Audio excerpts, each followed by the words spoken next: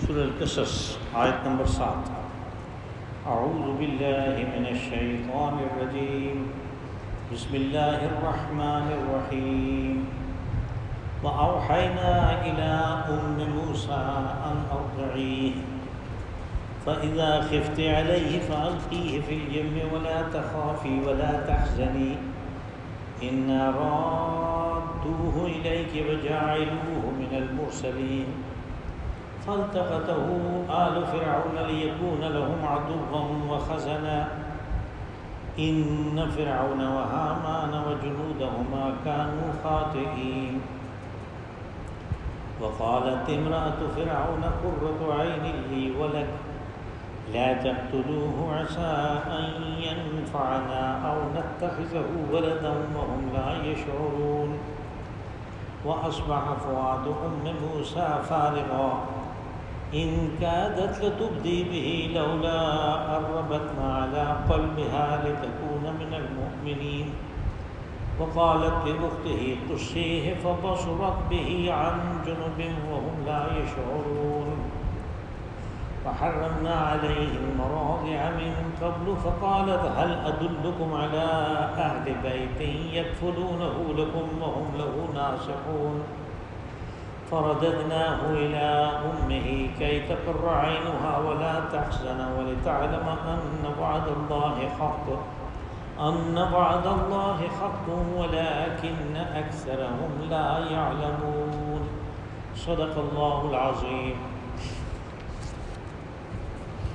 وأوحينا إلى موسى أن أرضعيه، اور ہم نے یہ بات حضرت موسیٰ علیہ السلام کی والدہ کے دل میں ڈال دی کہ تم اس پیدا ہونے والے بچے کو دودھ پلاؤ۔ فَإِذَا خِفْتِ عَلَيْهِ فَأَلْقِيهِ فِي الْيَمِّ، جب تمہیں اندیشہ ہو تو پھر اس کو دریا میں ڈال دیا۔ وَلَا تَخَافِي وَلَا تَحْزَنِي، اور تم کوئی اندیشہ بھی نہیں کرو اور کوئی غم بھی نہیں کرو۔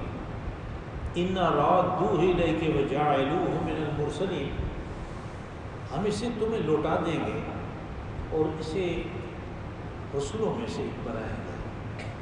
فَالْتَقَطَهُ آلُ فِرْعَوْنَ لِيَكُونَ لَهُمْ عَدُوًّا وَحَزَنًا، تو پھر وہ مل گیا آل فرعون کو، اور انہیں تو پتہ ہی نہیں تھا کہ یہ ان کے لیے عدوًا وخزنا، ایک غم کا سبب اور دشمن ہوگا۔ ان فرعون وہامان وجنودہما کانوا خاطئین، بے شک فرعون، حامان اور ان کے لشکر غلطی پہ تھے۔ وقالت امرأۃ فرعون قرۃ عین لی ولک، اور کہا فرعون کی بیوی نے کہ یہ تیری اور میری آنکھ کی ٹھنڈک ہے۔ لا تقتلوہ، اس کو قتل مت کرو۔ عسیٰ ان ینفعنا او نتخذہ ولدا وہم لا یشعرون، ہو سکتا ہے کہ یہ ہمارے لیے نفع بخش ہو یا ہم اسے بیٹا بنا لیں۔ حالانکہ انہیں پتہ نہیں تھا اس بات کا کہ کیا ہونے والا ہے۔ وَأَصْبَحَ فُؤَادُ أُمِّ مُوسَىٰ فَارِغًا، اور دوسری طرف حضرت موسیٰ علیہ السلام کی والدہ کا دل سخت بے چین ہو گیا۔ إِن كَادَتْ لَتُبْدِي بِهِ لَوْلَا أَن رَّبَطْنَا عَلَىٰ قَلْبِهَا لِتَكُونَ مِنَ الْمُؤْمِنِينَ، اور عین ممکن تھا کہ وہ پھٹ پڑتی اور راز کو افشا کر دیتی اگر ہم اس کے دل کو مضبوط نہ کرتے تاکہ وہ اسی طرح ایمان کے اوپر جمی رہے۔ وقالت لأختہ قصیہ فبصرت بہ عن جنب وہم لا یشعرون، اور موسیٰ علیہ السلام کی والدہ نے ان کی بہن کو یعنی اپنی بیٹی کو کہا کہ تم پھر دریا کے ساتھ ساتھ چلنا، دیکھنا کسی کی نگاہ نہ پڑے، اور انہیں پتہ نہیں تھا۔ وہم لا یشعرون، ان لوگوں کو پتہ نہیں تھا کہ یہ کیوں آ رہی ہے۔ وحرمنا علیہ المراضع من قبل، تو اس کے پہنچنے سے پہلے انہوں نے کافی کوشش کی کہ کوئی اور خاتون اس کو دودھ پلا دے حضرت موسیٰ علیہ السلام کو، لیکن اللہ نے وہ اس کے اوپر حرام کر دیا۔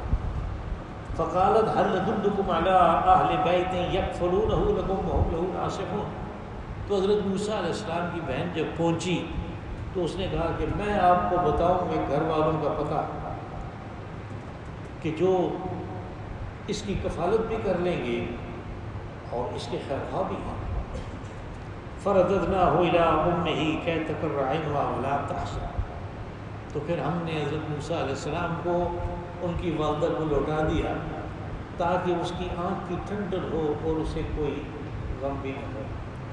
وَلِتَعْلَمَ أَنَّ وَعْدَ اللَّهِ حَقٌّ وَلَٰكِنَّ أَكْثَرَهُمْ لَا يَعْلَمُونَ، اور تاکہ لوگ جان لیں کہ اللہ نے جو وعدہ کیا وہ برحق ہے، وہ پورا ہوتا ہے، لیکن اکثر لوگ اس بات کو سمجھتے نہیں۔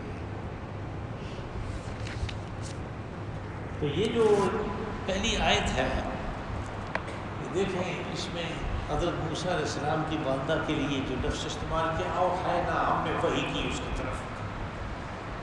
ایک وحی اصطلاح کی ہے کہ جو انبیاء اور رسولوں کی طرف آتی ہے تو اس کے مختلف طریقے ہیں جو ہمیں حدیث میں ملتے ہیں۔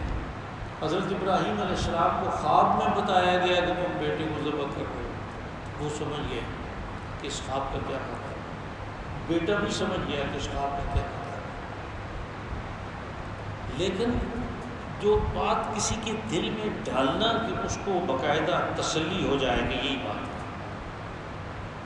القاء جسے ہم کہتے ہیں، الہام ہم کہتے ہیں، اس کے لیے بھی اس لغت میں وحی کا لفظ استعمال ہوتا ہے، اور قرآن حکیم میں یہ لفظ شہد کی مکھی کے لیے بھی استعمال ہوتا ہے۔ وَأَوْحَىٰ رَبُّكَ إِلَى النَّحْلِ أَنِ اتَّخِذِي مِنَ الْجِبَالِ بُيُوتًا وَمِنَ الشَّجَرِ وَمِمَّا يَعْرِشُونَ، کہ ہم نے شہد کی مکھی کی طرف وحی کی، یعنی القاء کیا کہ اپنا گھر اونچی جگہ پہ، پہاڑوں میں، یا وہ جو اوپر چڑھاتے ہیں باغوں میں انگور کے، ان میں بنا، تو اس کے لیے بھی یہی لفظ استعمال ہوا۔ اللہ حاصل کیا شور بھی ایسی باتوں کے لیے جو انبیاء کے لیے نہیں ہے یہ لفظ استعمال ہوتا ہے، لیکن انبیاء کے لیے جو لفظ استعمال ہوتا ہے وہ اصل میں اصطلاح ہے، یعنی اسی لفظ سے، لغت سے ایک اصطلاح بنائے گی کہ جب ان کی طرف اللہ کا کوئی پیغام آتا ہے جو کہ لوگوں کو پہنچانا ہے تو وہ بھی وہی ہوتا ہے۔ تو حضرت موسیٰ علیہ السلام کی والدہ کی طرف یہ بات القاء کی گئی کہ ان ارضع، کہ بے فکر ہو کہ اپنے بچے کو دودھ پلاؤ۔ اب فکر اور پریشانی تو ہے، کیونکہ جیسے تورات سے پتہ چلتا ہے کہ ابتدا میں تو وہ جو سکیب تھی بنی اسرائیل کے لڑکوں کو قتل کرنے کی، نئے پیدا ہونے والے لڑکوں کو قتل کرنے کی، اس کے لیے فرعون نے آرڈر دائیوں کو کیا کہ بچہ پیدا ہو، دیکھو لڑکا ہے تو اس کو دریا میں ڈالو، لیکن دائیوں کے ذریعے سے وہ اسکیم کامیاب نہیں ہوئی، اس لیے کہ عورت تو پھر عورت ہے، اس کا تو دل کمزور ہوتا ہے۔ پھر اس نے اپنی اسپیشل ایک فورس پیدا کی جن کا کام ہی بنی اسرائیل کی بستی میں، جو کہ غلاموں کی بستی تھی، اس کا نام تھا جوشن علادہ، یعنی دریا کے اس پار تھی۔ ایک طرف فرعون کے محلات تھے، وہ ان کی آبادیاں تھیں قبطیوں کی، دوسری طرف بنی اسرائیل کی آبادیاں تھیں۔ تو وہاں پہ انہوں نے علادہ پولیس جو ہے وہ قائم کی، جو باقاعدہ گشت کرتے رہتے تھے، اور ان کو جب پتہ چلے کہ اس گھر میں کوئی بچہ ہے، رونے کی آواز آئی یا کسی طرح سے ان کو پتہ چلا، تو وہ باقاعدہ دیکھتے تھے، اگر لڑکا ہے تو اس کو وہ لے جاتے تھے اور پھر اس کو دریا میں ڈال دیتے تھے، یہ عام طریقہ۔ تو اب اس بات کا اندیشہ تو ان کو بھی تھا کہ وہ کسی وقت بھی آ جائیں گے، تو تورات کے بیان کے مطابق 3 مہینے تک حضرت موسیٰ علیہ السلام کی والدہ نے معاملے کو چھپائے رکھا، اور جیسے یہ بات ہے کہ ان ارضعی، اس کو دودھ پلاؤ اپنے بچے کو، فَإِذَا خِفْتِ عَلَيْهِ فَأَلْقِيهِ فِي الْيَمِّ، جب تمہیں اس بات کا اندیشہ ہو کہ اب تو اس کو مزید بچانا مشکل ہے، تو پھر کوئی بات نہیں، اس کو دریا میں ڈال دینا۔ یہاں پہ تو کہا کہ دریا میں ڈال دینا، لیکن سورۃ طٰہٰ میں دریا میں ڈالنے کے طریقے کو بھی اللہ نے بتایا کہ اس کو صندوق میں ڈالو، اور پھر وہ صندوق انہوں نے خود کس طرح بنایا کہ سرکنڈے کی جو لکڑیاں تھیں ان کو جوڑ کے انہوں نے ایک صندوق بنایا، اس میں کوئی تھوڑا گھاس پھوس ڈال کے بچے کو رکھا اور اللہ کے حکم کے مطابق اس کو دریائے نیل میں ڈال دیا۔ یہ وہ جگہ ہے کہ جو میدانی جگہ ہے اور دریا وہاں پہ بڑے سکون سے، جیسے میدانی جگہوں میں ہوتے ہیں، کوئی ایسا زوردار نہیں ہے، سکون سے چلتا ہے، پیٹ البتہ اس کا زیادہ ہے۔ ولا تخافی ولا تحزنی، کہا کہ یہ کوئی آسان کام تو نہیں ہے، اپنے بچے کو اپنے ہاتھوں سے دریائے نیل کے سپرد کر دے، لیکن حکم ہوا کہ تم غم بھی نہیں کرو اور اندیشہ بھی نہیں کرو۔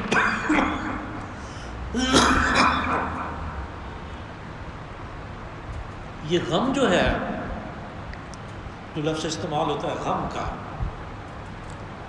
حزن جس کے لیے ہے، یہ ہوتا ہے مستقبل کے لیے، یعنی بچے کا کیا بنے گا، اور جو اندیشہ ہے جس کے لیے خوف کا لفظ استعمال ہوا، وہ ماضی کے لیے ہوتا ہے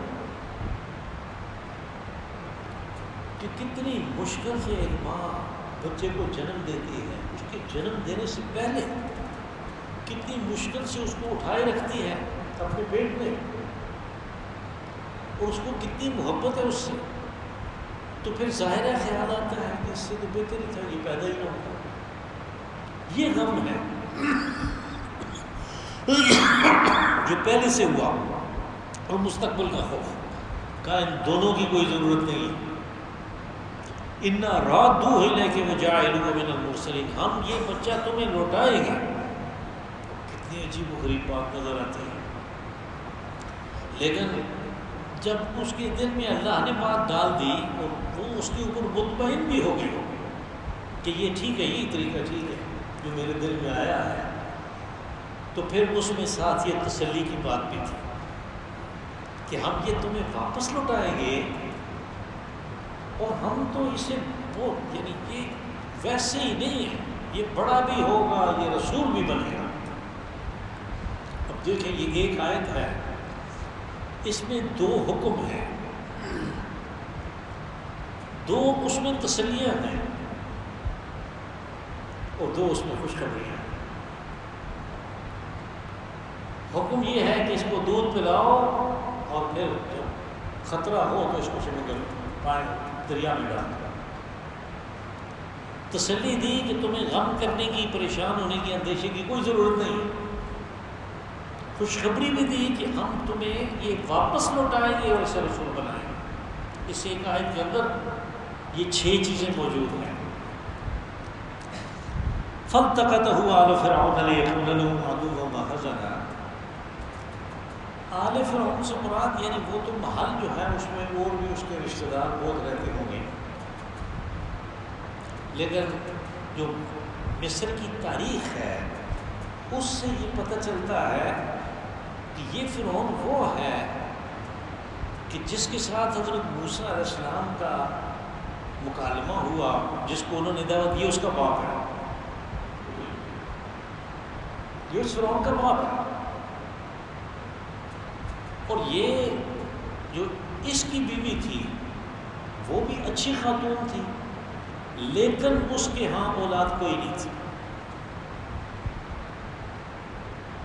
یہ حضرت موسیٰ علیہ السلام کو جب انہوں نے اپنایا، اپنے گھر میں پالا پوسا، اور وہ جیسے آگے آ رہا ہے کہہ رہی ہے کہ ہم اس کو بیٹا بنا لیں گے، اس کے بعد ان کے ہاں لڑکا پیدا ہوا جس کا نام تھا ریمسس، جس کا ٹکراؤ ہوا موسیٰ علیہ السلام کے ساتھ جب وہ رسول بن گیا ہے۔ لیکن تورات میں یہ بات ہے کہ فرعون کے یہاں ایک لڑکی تھی اور اولاد نگینہ نہیں تھی، اور یہ چونکہ لڑکی بھی اس کو نکالنے والوں میں شامل تھی اور دوسرے رشتہ دار بھی تھے، تو کہا کہ آل فرعون، فَالْتَقَطَهُ آلُ فرعون، وہ محل جو ہے وہ پانی کے کنارے بنا تھا، تو آل فرعون یعنی فرعون کے گھر والوں نے اس صندوق کو پکڑ لیا۔ لقیط کہتے ہیں اس چیز کو جو آپ کو راستے میں پڑی ہوئی مل جائے، مسجد میں وضو کرنے کے لیے کوئی آیا، گھڑی چھوڑ گیا اپنی، تو یہ جو چیز ملے گی اس کو کہتے ہیں لقیط۔ اس کے لیے ہماری فکر کا مسئلہ ہے کہ جب آپ کو کوئی چیز مل جائے راستے میں پڑی ہوئی کسی کا پڑی ہوئی تو پھر آپ کیا کریں گے؟ ایک تو طریقہ پاکستان میں استعمال ہوتا ہے کہ اس کو لکا لیں، اس لیے کہ ایمانداری کے حساب سے 160واں نمبر ہے۔ ایک طریقہ جاپان میں استعمال ہوتا ہے کہ جب کوئی نہیں ہے تو وہ اس کو جا کے جمع کر دیتے ہیں، وہ لاس اینڈ فاؤنڈ میں، تو جس کی گم ہوئی ہے وہ ادھر جاتا ہے، سیدھا ادھر جاتا ہے، اس کو مل جاتی ہے۔ تو سال گزر گئے، وہاں پہ کسی کو کوئی چیز گم نہیں ہوئی، جس کی جو چیز جدھر رہتی ہے وہ اس کو وہاں اس دفتر سے مل جاتی ہے۔ یہ لطیف ہے، ہمارے ہاں فقہ میں یہ قانون ہے کہ جس کو ملی ہے اس کو چاہیے کہ جس پڑوس میں وہ تمام لوگوں کو اطلاع کرے کہ یہ چیز مجھے ملی ہے، کوئی جس کی ہے وہ لے جائے۔ جب 3 دن تک کوئی نہیں اس کا دعویدار آتا تو پھر وہ اس کو، اگر وہ خوشحال آدمی ہے تو اس کو صدقے کے طور پہ کسی غریب کو دے دے، اگر وہ کمزور ہے معیشت کے لحاظ سے تو خود بھی استعمال کر سکتا ہے۔ یہ لقیط کا مسئلہ ہے۔ فَالْتَقَطَهُ آلُ فِرْعَوْنَ لِيَكُونَ لَهُمْ عَدُوًّا وَحَزَنًا، انہوں نے پکڑ تو لیا، وہ صندوق بچے کو تو لے آئے محل میں، لیکن اس کو لے آئے ان کو اس چیز کا پتہ نہیں تھا کہ یہ ان کا دشمن بھی ہوگا اور ان کے لیے بڑے غم کا سبب بنے گا۔ جب بادشاہتی ساری جا رہی ہے حضرت موسیٰ علیہ السلام کی وجہ سے تو غم تو ہے ان کے لیے، یہ افسوس کی بات تو ہے۔ کہا کہ انہوں نے اس کو پکڑ لیا، ان کو پتہ نہیں تھا کہ یہ ان کا دشمن بھی ہوگا اور ان کے لیے غم کا سبب بھی ہوگا۔ ان فرعون و حامان و جنودہما کانوا خاطئین، بے شک فرعون، حامان اور ان کا لاؤ لشکر جو سارے کے سارے اس ایک تجویز کے اوپر متفق تھے کہ ان کے بچوں کو قتل کر دو، اولاد نرینہ کو نہیں چھوڑو، لڑکیوں کو صرف باقی رہنے دو۔ کہا کہ یہ بڑی خطا کے اوپر تھے، یہ بڑی غلطی کے اوپر تھے، انہیں پتہ ہی نہیں تھا کہ اللہ نے جو سکیم بنائی ہوتی ہے وہ اس کے لیے کوئی نہ کوئی راستہ خود نکال لیتا ہے، کسی کو پتہ بھی نہیں ہوتا کہ یہ کیسے اس کام کو کر لے گا، وہ کر لیتا ہے۔ وقالت امرأۃ فرعون قرۃ عین لی ولک، جب وہ اس کو محل میں لے آئے اور دوسری طرف قانون موجود ہے ملک میں کہ بھائی بنی اسرائیل کے نرینہ اولاد نرینہ کو نہیں چھوڑنا، تو شک تو ہونا ہے کہ کسی کے ہاں بچہ پیدا ہوا ہے اس نے ڈال دیا سمندر میں تاکہ اس کو کوئی قتل نہ کر دے۔ تو فرعون کی بیوی، جب عورتوں کے دل تھوڑا نرم بھی ہوتے ہیں، تو اس کو اس بات کا اندازہ تھا کہ اس چیز کے اوپر بحث تو ہوگی، تو فرعون کی بیوی کہنے لگی یہ تو ہماری جو تیری اور میری آنکھ کی ٹھنڈک ہے۔ آنکھ کی ٹھنڈک کا لفظ جو ہے یہ عربی زبان میں استعمال ہوتا ہے اولاد کے لیے بھی، قرآن پاک میں بھی ہے کہ جو اللہ کے نیک بندے ہیں، عباد الرحمن ہیں، وہ کہتے ہیں ربنا هب لنا من ازواجنا وذریاتنا قرۃ اعین، ہماری آنکھ کی ٹھنڈک ہو۔ تو ظاہر ہے اگر کوئی تابع فرمان ہے، اولاد بات کو مانتی ہے، سنتی ہے، جب باپ اور ماں مر جائے تو ان کے لیے دعا کرتی ہے، تو یہ اس کی آنکھ کی ٹھنڈک ہے۔ ہاں البتہ اگر نافرمان ہو تو وہ تو یہ سمجھ لیں کہ اس کی آنکھ میں انگارہ ہے۔ تو اولاد کے لیے یہ لفظ استعمال ہوتا ہے۔ رسول اللہ صلی اللہ علیہ وسلم نے یہی لفظ نماز کے لیے استعمال کیا۔ آپ نے فرمایا حبب الی من دنیاکم ثلاث، العطر والنساء وقرۃ عینی فی الصلاۃ، تمہاری دنیا سے 3 چیزیں جو ہیں ان کی محبت میرے دل میں ڈالی گئی ہیں، خوشبو، حلال کی عورت اور نماز، کہ میری آنکھ کی ٹھنڈک اس میں ہے، قرۃ عینی فی الصلاۃ۔ تو یہاں پہ یہ اس کو، یعنی جب اس نے کہا کہ یہ ہماری آنکھ کی ٹھنڈک ہوگا، تو یعنی اس کو بیٹا بنانے کی بات وہ کر رہی ہے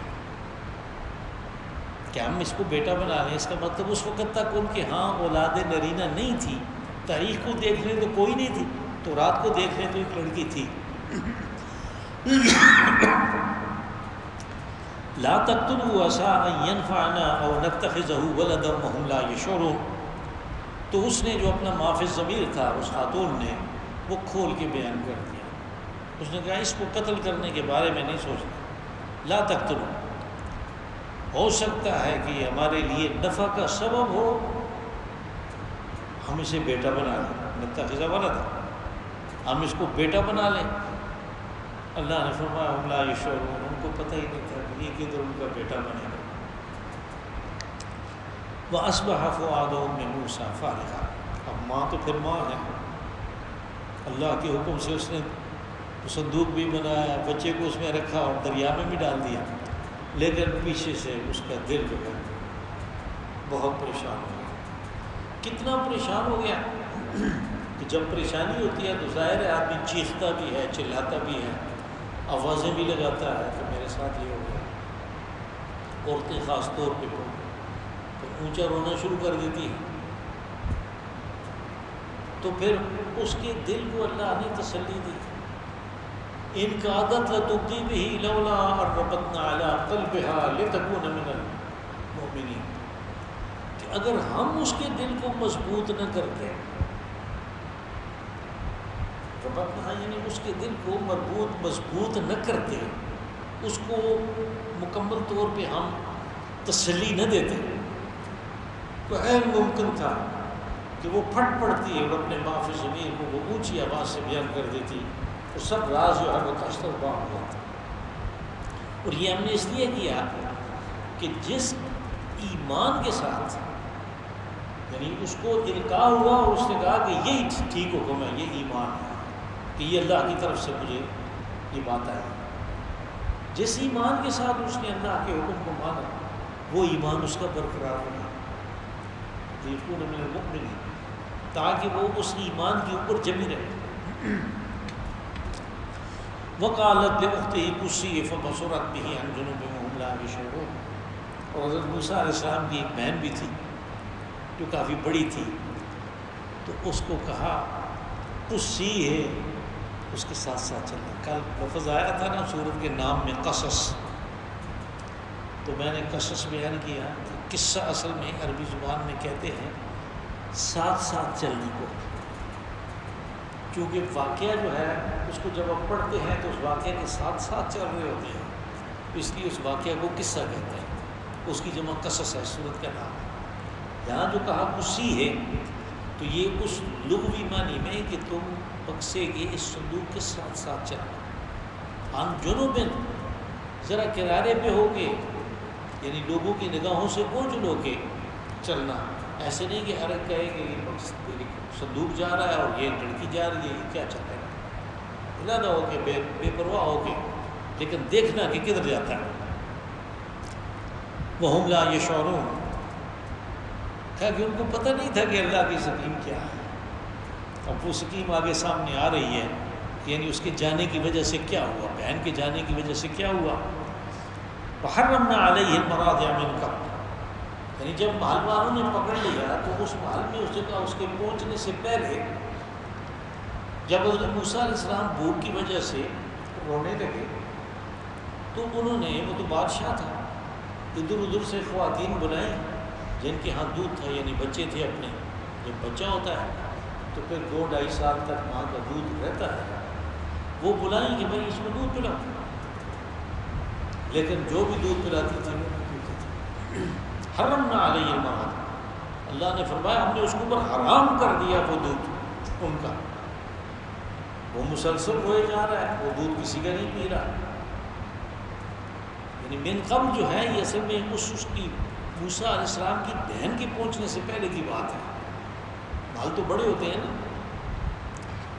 جب وہ پہنچی تو اس نے کہا کہ حل ادلکم علی اہل بیت یکفلونہ لکم وہم لہ ناصحون. جب وہاں سارے پریشان ہیں، کتنا خوبصورت بچہ ہے اور وہ مسلسل روئے جا رہا ہے اور دودھ نہیں پی رہا، تو کیا کرے. تو اس نے جا کے کہا کہ میں تمہیں ایک ایسے گھرانے کا پتہ دے سکتی ہوں کہ جو تمہارے لیے یکفلونہ لکم، تمہارے لیے اس کی پرورش کر لیں گے، اس کی کفالت کر لیں گے. اور مجھے یہ بھی پتہ ہے کہ وہ اس کے بڑے خیر خواہ ہیں، ہم لہو ناصحون، وہ اس کے بڑے خیر خواہ ہیں۔ یعنی ایک تو وہ پرورش ہے کہ جس کو بغیر سمجھ گئے کہ بادشاہ کی طرف سے یہ بات آئی ہے، اب کیا کریں، مجبوری ہے، نہیں، ایک خیر خواہی کے ساتھ کرنا ہے۔ کہا کہ وہ اس کی پرورش بھی کر دیں گے، کفالت کر دیں گے اور خیر خواہ بھی ہے۔ فرددناہ الی امہ کی تقر عینہا ولا تحزن، کہ ہم نے یوں اس کو اس کی ماں کی طرف لوٹا دیا۔ انہوں نے تو اس کی بات مان لی، اس لیے کہ وہ تو سارے پریشان تھے کہ دودھ نہیں پیے گا تو کیا بنے گا۔ تو جب یہ واقعہ ہوا تو وہ ماں کی طرف لوٹ گیا، ہم نے لوٹا دیا تاکہ اس کو کوئی پریشانی کو غم نہ ہو کہ میرے بچے کا کیا بنے گا۔ وَلِتَعْلَمَ أَنَّ وَعْدَ اللَّهِ حَقٌّ، اور یہ کہ اس بات کا بھی پتہ چل جائے کہ اللہ نے جب وعدہ کیا تو اس کا وعدہ سچ ہو کے رہتا ہے۔ اس نے ماں کے ساتھ وعدہ کیا تھا کہ میں یہ تمہیں لوٹاؤں گا، تو پھر اس نے کیسے لوٹایا؟ یعنی کچھ گھنٹوں کی بات تھی کہ اس کے اندر اندر وہ بچہ جو ہے اپنی ماں کے پاس پہنچ گیا، اس کو لوٹا دیا۔ یہ کہا کہ اس لیے کہ لوگوں کو پتہ چلے، اس کو بھی پتہ چلے کہ میں جب وعدہ کرتا ہوں تو وہ پورا ہو کے رہتا ہے، کوئی شدھ نہیں ہوتا ہے۔ وَلَٰكِنَّ أَكْثَرَهُمْ لَا يَعْلَمُونَ، لیکن لوگوں کی اکثریت، یہ وہ بات ہے کہ جس مقصد کے لیے یعنی بہت کچھ اس واقعہ کا بیان کیا گیا کہ لوگ اللہ کے وعدے کو جو سچ ہونا ہے اس کے بارے میں جانتے نہیں۔ اب اللہ نے تو وعدہ کیا، قرآن پاک میں، احادیث رسول میں بہت سے وعدے آئے، لیکن قریش نے وہ نہیں مانا۔ اگر وہ مان لیتے کیا کچھ اللہ نے رکھا ہوا ہے، اس دنیا کی کیا حیثیت ہے ان کے مقابلے میں، اگر وہ اس بات کو سمجھتے تو ان کے لیے تو ایمان لانا کوئی مشکل کام نہیں تھا۔ اسی طرح ہمارے لیے ان مختلف کاموں کو چھوڑنا کہ جو بے ایمانی کے زمرے میں آتے ہیں، اگر اللہ کی باتوں پہ یقین ہو، ہم جانتے ہوں کہ وہ برحق ہیں، تو ان کو چھوڑنا کوئی اتنا بڑا مسئلہ تو نہیں ہے، پھر تو چھوڑ سکتے ہیں۔ اللہم صلی وسلم وبارک وانعم علی عبدک ورسولک ونبیک محمد صاحب المقام